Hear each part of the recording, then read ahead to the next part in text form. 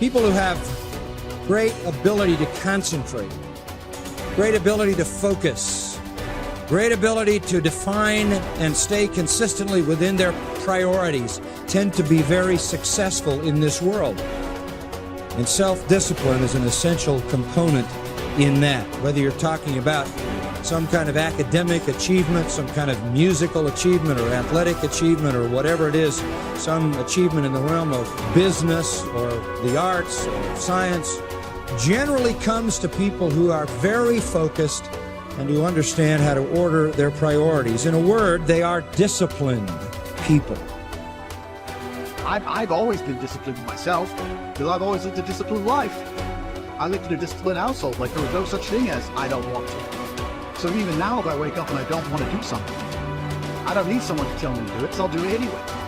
Being a man isn't about not feeling things. It's about acting the way you're supposed to act regardless of how you feel. We act. We're men of action. We get things done. So the world got built. All of it. You need to become a man of action. Stop worrying about how you feel. Stop worrying about what you're supposed to be doing. How about that? But what happens is, if you believe that there's very little potential, how much action are you going to take? Not little. But they take little action, little results. Why? Because they have to start with a problem with their belief. They don't believe it's really going to happen for me. Maybe for Frank Kearns because he got the cool hair and stuff, or maybe it's for you because you're so driven, but it's not me. Maybe Tony Robbins because he's a freak, got these big teeth. Whatever their thought process is, right? They got this thing, right? And when you take a little potential with a little action, what kind of results do you get? Lousy little results. And when you get little results, what does that do to your belief? You go, see, I told you this was a waste of time. And then what happens? You tap even less potential. You take even less action. You get even worse results, and your belief gets even weaker. And this sucker feeds on itself until you are in a downward spiral. It's poisonous. It's poisonous and it's self-fulfilling. Now, what if something could happen that could come along and fill you with a sense of absolute certainty? Not like I believe, but mean where you know. In you guys' case, mine as well, we knew because we had to. Because we burned the boats. There was no other option. We had to find a way. We weren't going to live that way. We all did it in different ways and for different reasons, but in essence, that was it. If you get yourself in a state of certainty that this is going to work, I'm going to find a way, and if this doesn't work, I will make the way, then you tap a lot more potential. And when you're certain in your potential, you take massive action. When you take massive action, you really believe in something, you get great results. When you get great results, your brain goes, see, I told you I was a stud. I told you this thing would work out. Now you're even stronger. You tap more potential, take greater action, greater results. That's how you went from $300 in a week to $2,500 in 5 days to $100,000 in a month to $1 million in a day. Same thing with you. And we get momentum. That's why the rich get richer and the poor get poorer. If you just make a decision, it can be sometimes the day that starts you on a brand new journey. Sometimes when you look back on it, the day that you decided was just about as exciting as the day when you finally accomplished the project. That when you finally made the decision, you finally, got through whatever barriers kept you from making that decision, and finally you made a decision. Now, some decisions are incidental, and some are small, and some, are part of a working day. But sometimes decision-making can be one of the most important days of your life. Maybe a decision you postponed, and now you understand the penalty of postponing that decision. You've got to do something, and finally you come to the conclusion, today is the day. I now decide. And whether you decide on a new direction, whether you decide on a refinement in philosophy, whether you decide to act when before you haven't acted, you decide on a series of things that you're going to do, you decide. Deciding can be such an incredibly important, very exciting, inspirational day. So that can be an incredible source of inspiration. Now, if you don't follow through, it's not going to last all that long. If you decide and then, postpone and you decide but you still don't get to it for a week or a month or a year, soon all that energy and that source of inspiration is all dissipated. I believe that the single most important skill is the ability to make effective decisions, because everything comes from decision. You only get new results if you take new actions. You only take new actions if that decision comes first. In other words, decision is the father and mother of all action. But not all decisions are equally good, as we all know. And the quality of our life comes down to the quality of our decisions. You want action. Action means you have to make some decisions along the way. And decisions, most people are so afraid to make the wrong decision, they don't make any decision. That is what you really need to be afraid of, being stagnant. So, get up and go. That idea isn't going to execute itself. You have to do it, and you have to do it now. Don't wait anymore. Don't think anymore. Don't plan anymore. Don't contemplate anymore. Don't make any more excuses or justifications. Don't rationalize anything else. No. Take the risk. Take the gamble. Take action now. No complacency. By 66, Pompey had already earned the title Magnus, making him, in fact, and in name, Pompey the Great. He had reconquered Spain. He had served as Rome's consul not once but twice. He had defeated Spartacus in the Third Servile War. And now he was being sent to dispatch the Cilician pirates who terrorized the Mediterranean.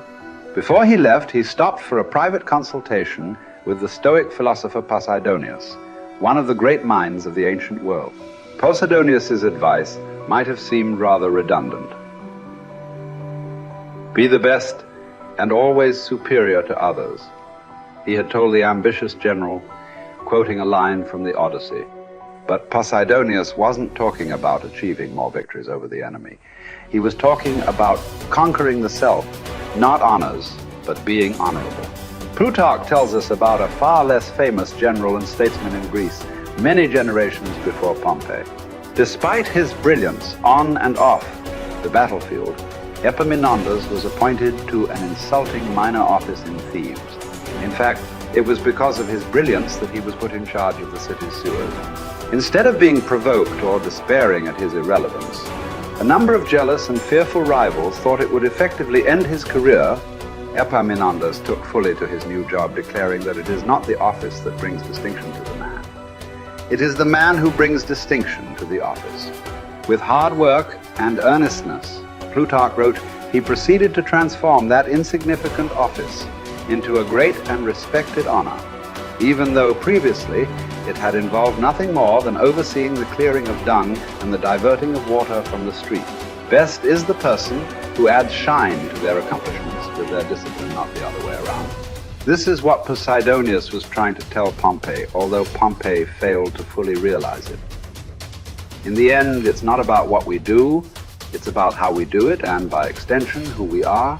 Too often, we find people choosing to be great at their profession over being a great human being, believing that success or art or fame or power must be pursued to the exclusion of all else. Does it have to be that way? Does being loved have to be at odds with being lovely? Or can temperance, as Cicero claimed, be the fine polish on top of a great life? Queen Elizabeth inherited the monarchy. Marcus Aurelius was selected for the purple as a boy. But it wasn't the throne that made either of them kingly. It was their behavior. They were what the ancients called first citizens, for their character as much as their rank. As Marcus said, his aim was never to be the most powerful king, never to conquer the most territory, or build the most beautiful buildings. Instead, he was after perfection of character, to live your last day, every day, without frenzy or sloth or pretend. It just happens that wonderful external accomplishments, like those achieved by Elizabeth and Marcus, can come out of internal endeavor. They are not the goal, they are the byproduct. Conquering the world is almost easy after we have fully conquered ourselves. Certainly fewer people have done the latter than the former. This is what you find when you study the true masters of any profession. They don't care much about winning, about money, about fame, about most of the things that have come their way as a result of their success. Their journey has always been towards something bigger. They aren't running a race against the competition.